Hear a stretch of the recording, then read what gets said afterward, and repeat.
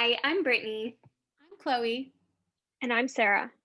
and today we're going to focus on children in sport. Specifically, we are focusing on the dichotomy between kids who participate in sport too much and kids who don't participate in enough. We will also focus on how both of these factors impact children's overall health. To make this presentation as engaging as possible with the online format, we have decided to add interactive questions throughout the presentation. Whenever you see a question, please take a minute to pause the video and reflect. Now, don't worry about getting them correct, as all of these questions will be answered throughout the presentation so you can compare your current knowledge to what you were able to learn by the end. In order to properly depict the sport-related issues children face, we are going to help you follow along with case studies that present issues similar to what you might face in the kinesiology field. Before we start, we want to quickly address that we are going to be speaking about children's reasons for not participating in sport and are not placing any blame on the children, parents, or individuals in their lives. These case studies are simply examples to further explain the struggles children face in sport in a creative way during the online learning format. This is Taylor. They were born into a home of lower socioeconomic status that did not prioritize sports, as Taylor's parents were not very active individuals themselves and they could not afford organized sports. Due to this, Taylor was never interested in participating in sport and had never found a form of physical activity that resonated with them. With the lack of exposure, sports did not make Taylor feel confident, but academics and video games did. Taylor's parents believed that a healthy childhood was centered around positive mental health and feeling confident in one's academic abilities. They believed that physical health could be learned later in life, and they did not deem physical activity as important. The parents believed they were doing all they could to keep Taylor successful and healthy. So in Taylor's case, list 2 to 3 potential concerns of childhood physical inactivity. Would you say that Taylor and the parents have a strong sense of physical literacy? So as seen in Taylor's case, they are physically inactive. As we all know, physical inactivity is a danger to our health and can leave us susceptible to many diseases. The age range of physically inactive individuals is becoming increasingly younger. In other words, the number of children that drop out of sport and are inactive is steadily increasing. Physical inactivity in children has become a major health concern around the world. Physical inactivity is a modifiable risk factor and is an important global health issue to address, as this decrease in fitness and activity in youth can lead to a decrease in physical literacy, and therefore an increase in childhood obesity and health problems later on in life. Physical inactivity is known to contribute to at least 25 chronic health conditions, including diabetes, heart disease, stroke, and some cancers. Physical literacy is defined by the International Physical Literacy Association as the motivation, confidence, physical competence, knowledge, and understanding to value and take responsibility for engagement in physical activity for life. Physical literacy is dynamic and is considered a lifelong journey. However, for children, it is considered a critical period for the development of important physical activity correlates, such as gross motor skills, fine motor skills, coordination, preferences, and confidence. In the story, Taylor never became confident in sports or exercise and resorted to video games. Although this is but one child's example, it is important to consider that this happens with many children all over the world. Without learning basic fundamental skills, such as throwing, catching, or jumping from a young age, children lack the confidence and motivation to play sports later in life, and this has therefore led to a significant decrease in physical activity. Throughout life, Taylor maintained the learned habits of being physically inactive. This was not their fault, as they never got the chance to participate in sport. Their community was nowhere near any type of recreational facility where Taylor could participate in sports safely. Taylor's family also did not live in the safest neighborhood and did not feel safe exercising around their home. Which factors do you think are impacting children's physical activity levels today? In addition, Taylor's parents had to work full-time, so Taylor was left alone for most of the day and therefore turned to video games. Video games became Taylor's main source of downtime when not focusing on their studies, as they were able to form an online community where they felt truly understood and supported. They met individuals in the same situation as them who also did not enjoy sports. Taylor became a sedentary individual as they still never resonated with sports. So today's children are becoming much more sedentary because of many different factors. However, some of the most common factors include advancements in technology, resulting in children staying indoors for longer periods of time, parents working outside of the home and being less available to encourage their children to participate in physical activity, and the pressure of academic achievement, which prevents children from prioritizing their own health. We will now play a short video.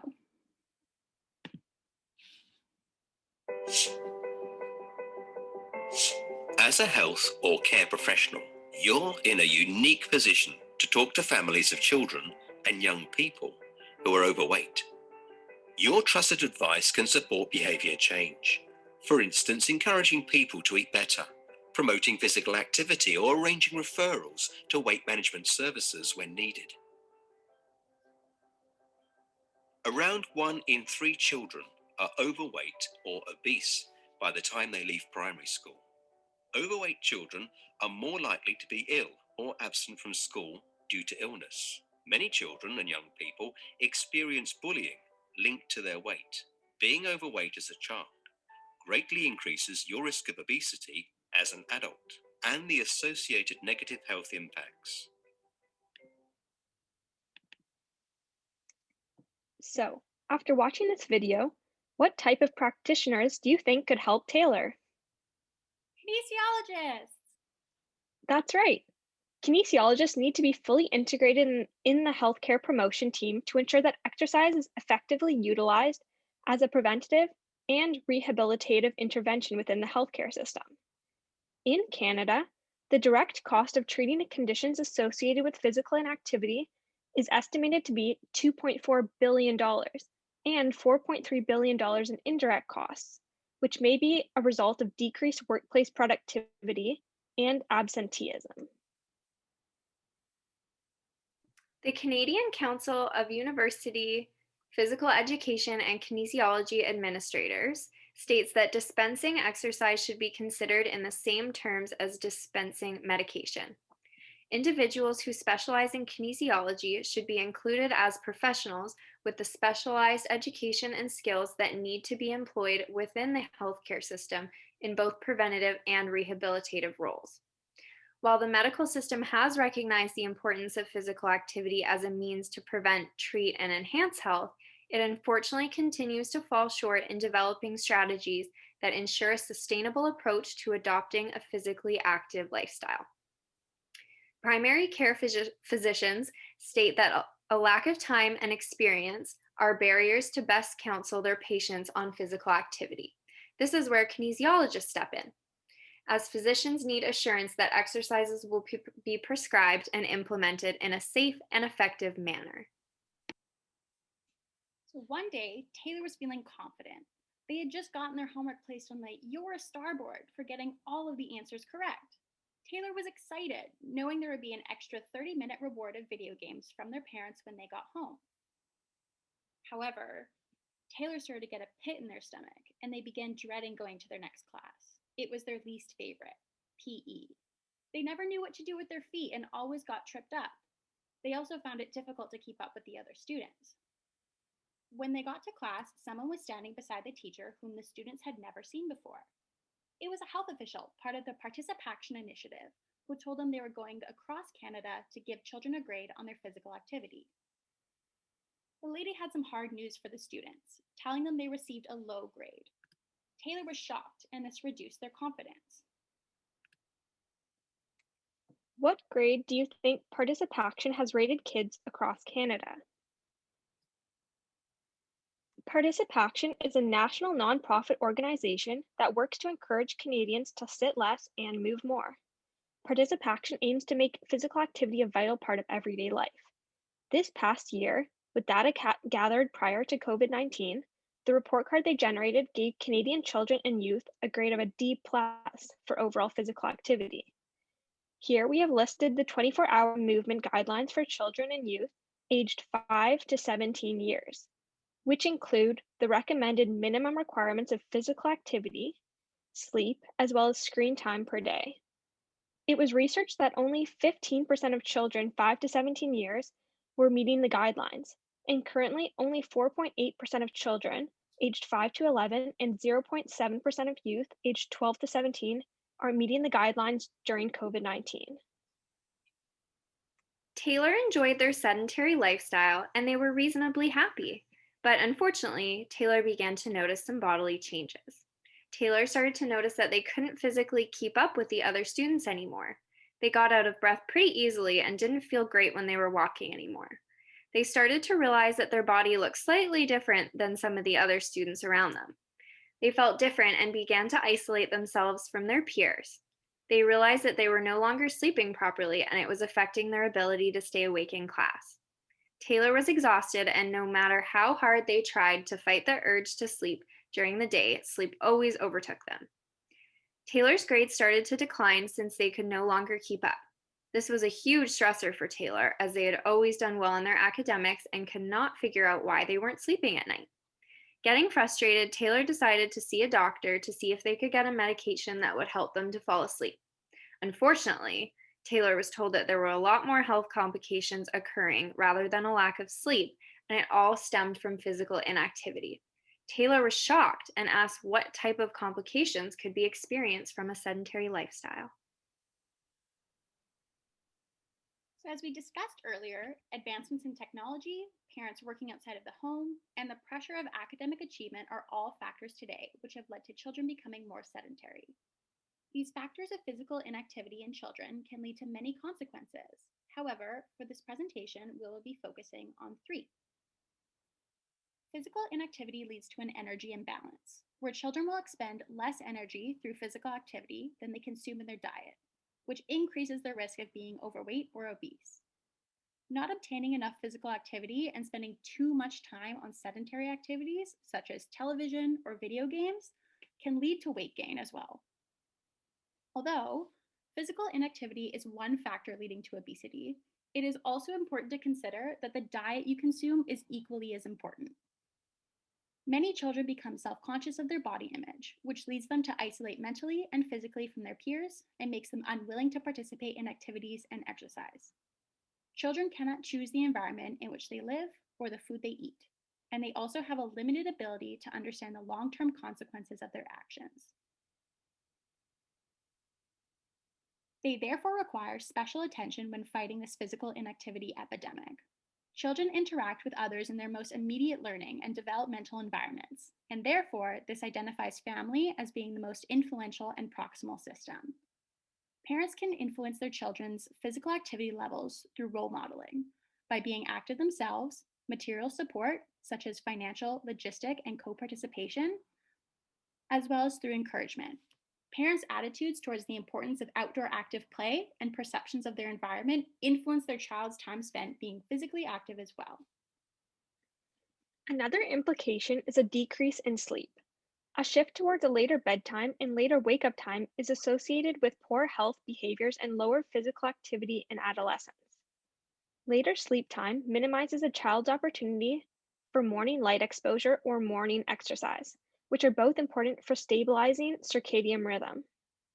In addition, staying up late with or without screens tends to augment even further delays in circadian rhythm.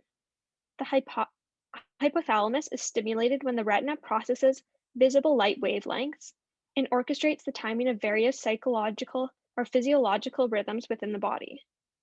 With a decrease in outdoor activities and sports, this regulation is disrupted. There is a need for parental establishment of a more structured, earlier bedtime and wake-up time to protect against negative health outcomes associated with delayed sleep timing.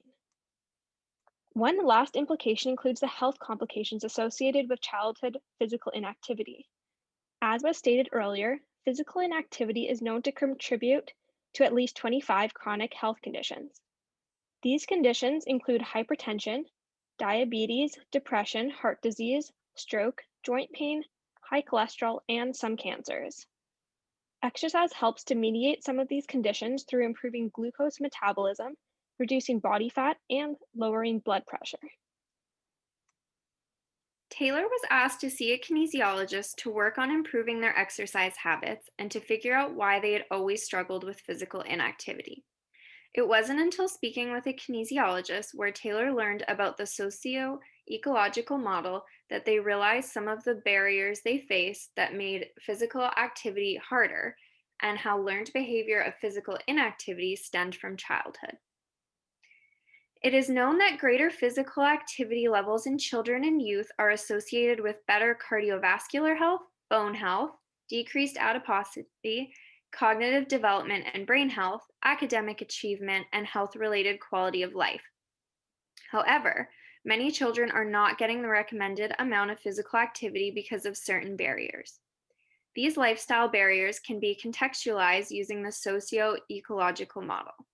This model provides a framework that recognizes an individual within the context of their environment and is helpful in order to create strategies for healthy behavior adoption and maintenance. The socio-ecological model thus focuses on the interrelationships between individuals, such as their sex, beliefs, and attitudes, the interpersonal, such as family, teachers, and peers, organizational, such as availability of physical activity equipment and facilities, community, such as the relationships between communities, and policy, or enabling environment, such as the role and power of the government or even the weather or topography of one's location. Okay, so based on the story and the socio-ecological model, what barriers are impacting Taylor's physical activity levels? So in the story with Taylor, the character is restricted by certain individual factors, such as a lack in the fundamental skills to participate in sports or exercise. Taylor also lacks the motivation to continue on in sport, as they never became physically literate. Taylor's interpersonal factors include a lack of financial and social support from parents and social support from peers.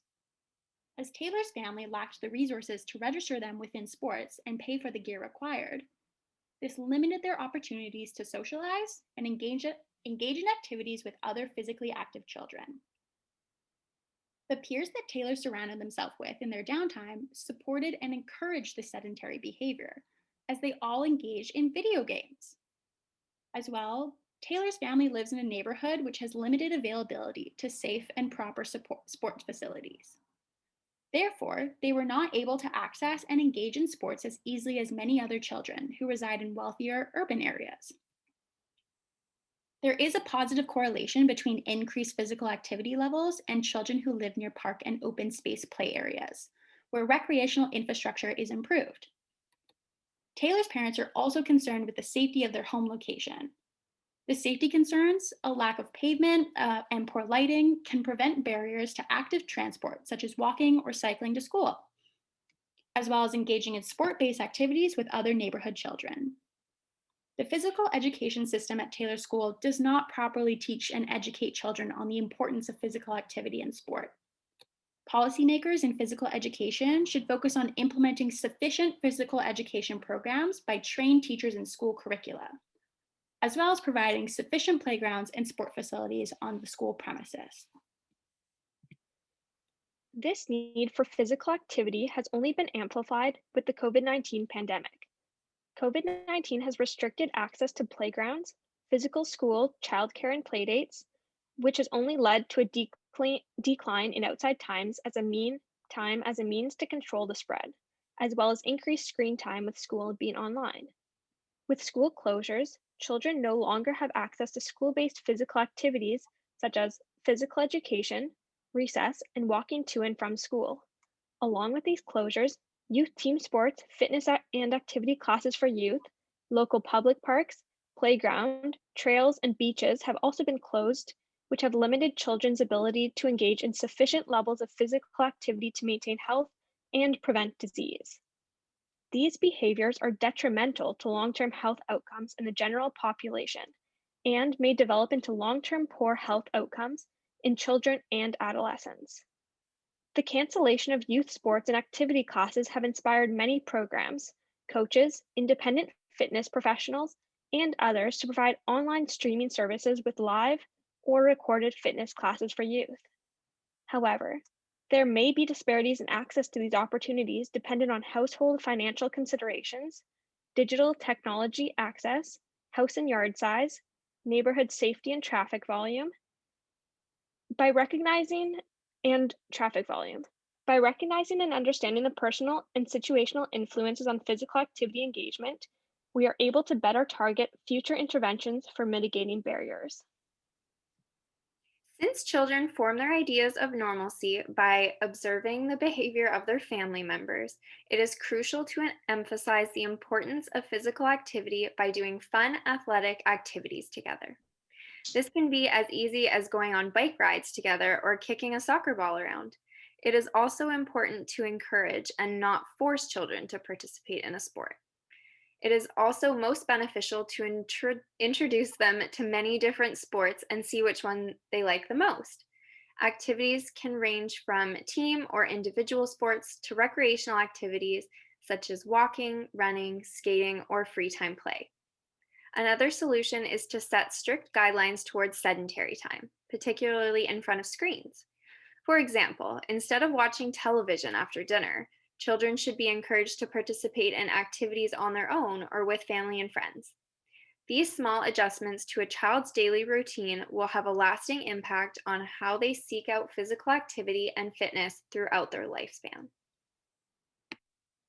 So, similar to our last topic, we are addressing early specialization because whether it's as a kinesiologist, a physical therapist, a coach, or even just as a parent, many of us will end up working with kids at some point.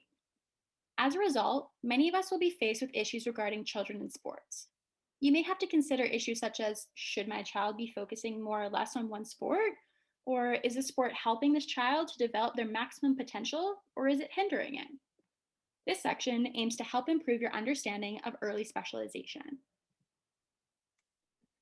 This upcoming story is based upon the case study presented by Dr. Brar. This is Jamie. They were born into a home and prioritized sports above all else, and they wanted to ensure that the child they loved so dearly had every opportunity to succeed in life. Before Jamie had even been born, their parents had planned out Jamie's entire life. The parents decided that Jamie was going to be the best Olympic soccer player the world had ever seen. And they thought that if Jamie was going to be the best, they had to start earlier than the rest. So Jamie ate, slept, and breathed soccer before they could even walk. The parents loved Jamie so deeply and believed they were simply doing all they could to help Jamie lead a happy, healthy, and an accomplished life. Can you think of anyone that specialized early within sport? Did you specialize early? Are you or is that person still playing that sport? While in general, children of today are becoming less active, participation in organized sport, specifically from a young age, is on the rise. Children are participating less in recreational play and participating more in high structured, deliberate practice focused on skill development. As a result, it is extremely important to be educated on how young athletes can perform their sports in a way that optimizes safety and enjoyment. So, what is early specialization? Early specialization is defined as participation in a single sport with a deliberate focus on training and development in one sport only.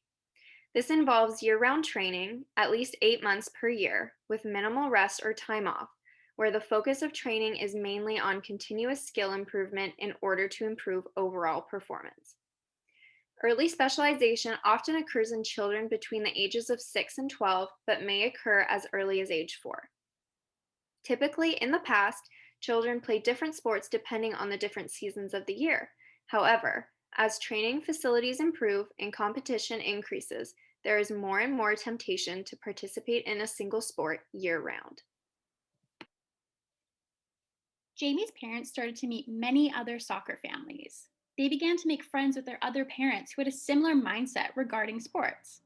They all discussed the fact that if they were pushed their kids now, it would be worth it, as it would make their lives better and more successful in the future. Some of the other parents even introduced some research they had found on the internet regarding the benefits of early specialization. This parental group caused Jamie's parents to push Jamie even harder within their sport. So, why do children partake in early specialization? What is the rationale behind early specialization? Well, for starters, many coaches and parents believe that the earlier a child is put into a sport, the more chance they have to work on that sport, and the better chance they have of excelling at it, thereby increasing their competitive edge. Parents may encourage early specialization as they want their children to be recruited to higher level teams and receive post-secondary scholarships. Coaches may also see a player with potential and encourage early specialization, while children themselves may also aspire to reach an elite level of performance. Starting a child in a single sport while they are young is also thought to allow for faster development and improved performance in that skill. By this logic, it would increase your likelihood of becoming a professional athlete, right? Before we move on, take a second to reflect. Do you think that those 3 points are valid? Why or why not? Jamie played soccer and only soccer. It was their single focus. They did not have the time to prioritize anything else as their schedule was jam-packed. Their academics and social life were not priorities as soccer became the only goal. Jamie began falling behind in school and could not relate to peers as they couldn't understand how the other students couldn't prioritize sports the same way they did. The idea of having free time was foreign to Jamie. Jamie's parents thought this provided them with the best chance to succeed. They wanted their dreams for Jamie to come true. Jamie's parents' entire existence began to revolve around the idea that Jamie could one day be in the Olympics, if they pushed hard enough, so it became the parents' mission to push Jamie to get there. Unfortunately, this specific focus started to reduce the opportunities Jamie could have as their fundamental life skills were being neglected to focus solely on soccer. Growing up, Jamie maintained this rigorous schedule, but one day it caught up to their body. They suddenly felt an excruciating pain in their leg when performing a kick at soccer and fell down screaming. After being rushed to the hospital, they found out as Jamie confessed to the doctor, he had been playing with pain in their shins for weeks. And this has led to a stress fracture. Jamie had noticed something was wrong over the last few months, but had been advised by his parents and coaches to just play through the pain. Unfortunately, Jamie was told that they would have to rest the injuries for a minimum of 8 weeks. This time conflicted with the Olympic tryouts, so Jamie's chance of going to the Olympics was gone. Jamie was devastated and distraught. They had put in years of hard work, and soccer was all they had known. They had no other sport to turn to. As a result, Jamie gave up on sports altogether and ended up living a sedentary life. So, as we said before, Jamie's parental group had found lots of research speaking about the benefits of early specialization and kept pushing Jamie to succeed. But we want to highlight the research about early specialization we found as university students, looking through a lens regarding health and kinesiology. Although there may be some benefits, the parents were likely ignoring the possible risks and long-term effects that children who early specialize may face. So what does the research show? Athletes who specialized before the age of 14 had an increased history of injury and were more likely to suffer from more severe injuries as they continued their sport. Additionally, athletes who specialized before the age of 11 reported significant decreasing rates of enjoyment and satisfaction in their sport by age 14. But you may be thinking, what about pro athletes? Why is there a continuing increase in young Olympic athletes? In general, most elite athletes initiate specialization later in adolescence compared to athletes at a near elite level.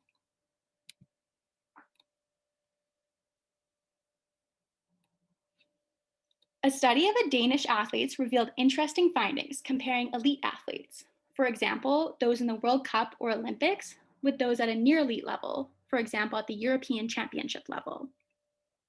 Despite the fact that near elite athletes devoted more hours to their sport and began training at an earlier age, they were not able to reach the same status as their elite peers, who had started intense training from a later age and had participated in various sports throughout their childhood. This study helped to further emphasize the idea that early specialization does not necessarily predict success. Some high-profile examples of successful athletes who grew up playing multiple sports include Tom Brady, who grew up playing baseball, basketball, and football, Michael Jordan, who played basketball and baseball, and Ronda Rousey, who competitively swam before she started wrestling. Ultimately, early diversification and participation in multiple sports is more likely to lead to success. By allowing a child to participate in more than one sport, it helps to promote physical, cognitive, and psychosocial development and fosters increased motivation. As a result, this promotes increased enjoyment, longer participation, and fewer injuries, which ultimately all increase the chances of success in a sport. This also may improve their relationship with physical activity and encourage them to remain active throughout life. So, here are the results from the study they did on the Danish athletes. The star symbol indicates when specialization began. As you can see, the near elite athletes, which are the light red line, started specialization over 3 years before the elite athletes. But unfortunately, they were not able to reach the same level as the elite athletes by the age of 21. For most sports, there is no evidence that sport specialization from a young age is beneficial or necessary to reach elite status. So, while specializing in a sport may initially allow for increased competitive edge and faster skill development, by the time an athlete reaches the age of 18, any previous advantage is negated, and there is no advantage for the athlete who early specialized. In fact, they are disadvantaged because they have not developed a range of other athletic skills, and they are less likely to achieve elite status as an athlete. What do you think are some risks associated with early specialization? What risk factors do you think Jamie could be experiencing now? High risk of overuse injury is one of the most common and harmful risks associated with early specialization. Youth have a higher risk of developing stress fractures and other overuse injuries due to the fact that their bones are still growing and developing. Studies have shown that children who specialize have a 2.25 times higher likelihood of sustaining a serious overuse injury compared to those who participate in more than one sport throughout their childhood. Repetitive movements in a single sport are the main cause of these overuse injuries. Since many children have not mastered technique, poor mechanics may be another factor that can also increase risk of injury with repetition. The increase in training volume that is often associated with specialization also puts youth at greater risk of sustaining an injury. Some of the most common overuse injuries for youth include carpal tunnel syndrome, rotator cuff injuries, lateral epicondylitis, Osgood-Schlatter's disease, and plantar fasciitis. As you can see from the table on the slide, the risk of injury and the risk of serious overuse injury are both listed as high for highly specialized athletes who participate in a single sport year-round. Children who early specialize may also experience early burnout and a loss of passion for that sport. When a child is repeating the same sport multiple times a week for 8 or more months at a time, this can take the fun out of the sport. This can also cause anxiety, boredom, fatigue, and lower levels of motivation as a result. Children who specialize may also feel pressured to always win and play to the best of their ability. This kind of pressure can create a large amount of stress that can further lead to burnout and early dropout. Since these athletes early specialize, they often do not have any other physical activities to turn to and become inactive in early adulthood. Studies show that children who early specialize typically retire from their sport earlier than other athletes. In addition to overuse injuries, early specialization may even stall athletic development. If a child trains in only one sport, they will only be able to develop the strength and skills needed to succeed in that specific sport. However, this does not allow them to develop the necessary skills required to excel in other sports or activities. Traits such as hand-eye coordination, core muscle strength, agility, posture, balance, endurance, and overall fitness are better developed through a range of activities. By specializing in one sport, a child may not develop the skills outside of their sport, which may result in reduced general motor skill development. Now we're going to show you a video clip.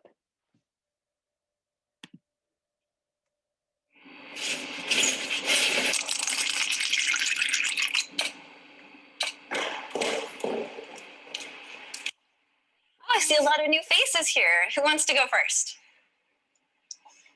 Hi, I'm Jill. I'm a recovering soccer mom. Hi, Jill. Ever since Bailey was 5, I've been driving her to early morning practices, after school games, weekend tournaments, summer camps, indoor winter league, Spratum league. Spratum? Spring/autumn. I lived in my van, never saw my husband, but it was okay because my sacrifice was making Bailey a better player. But we encourage our kids to play sports so they become better people. Tell that to the little brats, huh, who play other sports during the rest of the year and then steal all the spots on the soccer team. Perhaps those kids are better athletes because they play other sports? That makes no sense. Bailey is out there every day, kicking the ball until her feet are numb. You say that like it's a good thing. And then one day out of nowhere, Bailey tells me that she doesn't want to play soccer anymore. She can't even look at a soccer ball after all the years I put in. How old is Bailey now? Going on 7, why?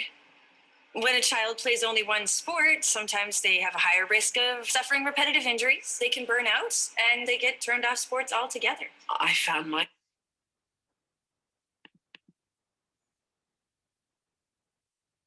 So as you can see from the video, although it was probably a little bit dramatic, parents are a large factor in early specialization.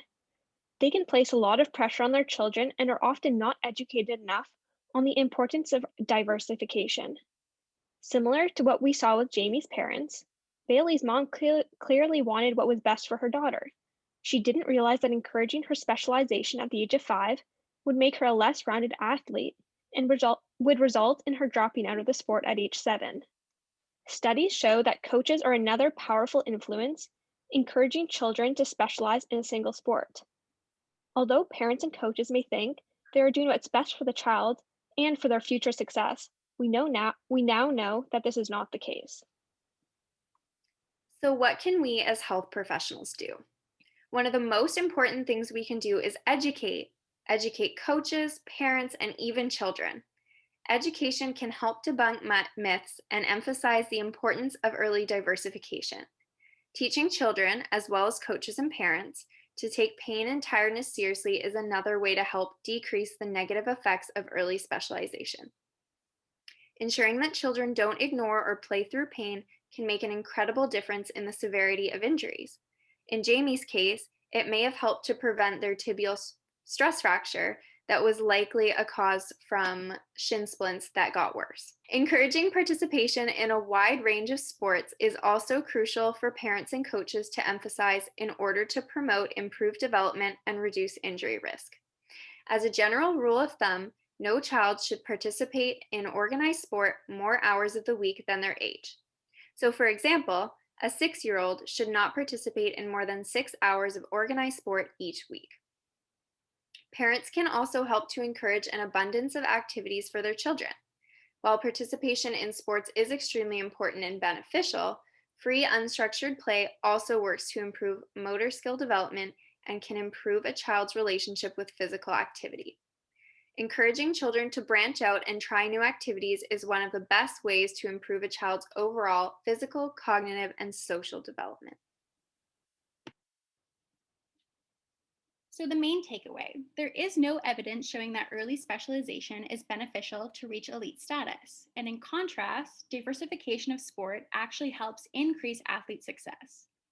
There are many risks of early specialization, including increased injury rate and a higher rate of psychological stress, as well as increased rates of burnout.